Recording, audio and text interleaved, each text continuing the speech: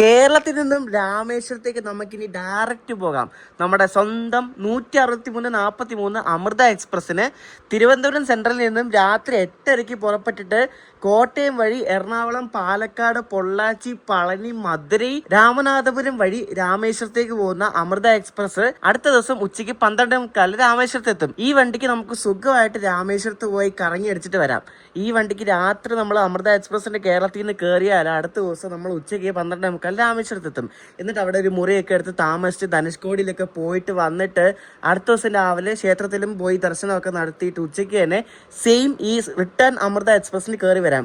Return Amrita express 1:30-ക്കാണ് രാമേശ്വരത്ത് നിന്ന് പുറപ്പെടുന്നത്. എന്നിട്ട് അടുത്ത ദിവസം വെളുപ്പിനെ 4:00-ക്ക് ഇത് തിരുവനന്തപുരത്ത് എത്തും. കേരളത്തിൽ നിന്ന് പെർമനന്റ് ആയിട്ട് ആദ്യമായിട്ട് ഓടുന്ന ഒരു ഡയറക്റ്റ് ട്രെയിൻ സർവീസ് ആണ് ഈ അമൃത എക്സ്പ്രസ്. നേരത്തെ സ്പെഷ്യൽ ട്രെയിനൊക്കെ ഉണ്ടായിരുന്നു, പക്ഷെ ആദ്യമായിട്ട് പെർമനന്റ് ആയിട്ട് ഓടുന്ന ഏക സർവീസാണ് അമൃത എക്സ്പ്രസ്. നമ്മുടെ കേരളത്തിൽ നിന്ന് പളനി, മധുരൈ, രാമേശ്വരം എന്നീ 3 ഇമ്പോർട്ടൻ്റ് ആയിട്ടുള്ള തീർത്ഥാടന കേന്ദ്രങ്ങളിലേക്ക് കേരളത്തിൽ നിന്ന് ഡെയിലി ഉള്ള ഏക സർവീസാണ് നമ്മുടെ അമൃത എക്സ്പ്രസ്. അപ്പോൾ പളനി, മധുരൈ, രാമേശ്വരം എന്നീ ക്ഷേത്രങ്ങളിലേക്കൊക്കെ സഞ്ചരിക്കേണ്ടവർക്ക് ബെസ്റ്റ് വണ്ടിയാണ് ഈ ഒരു അമൃത എന്ന് പറയുന്നത്. പളനിയിൽ രാവിലെ 6:30-നെത്തും, മധുരയിൽ രാവിലെ 9:50-നെത്തും, രാമേശ്വരത്ത് ഉച്ചയ്ക്ക് 12:45-നെത്തും. സമയത്തിലൊന്നും ഒരു മാറ്റവും റെയിൽവേ കൊണ്ടുവന്നിട്ടില്ല ഈ വണ്ടിയിൽ.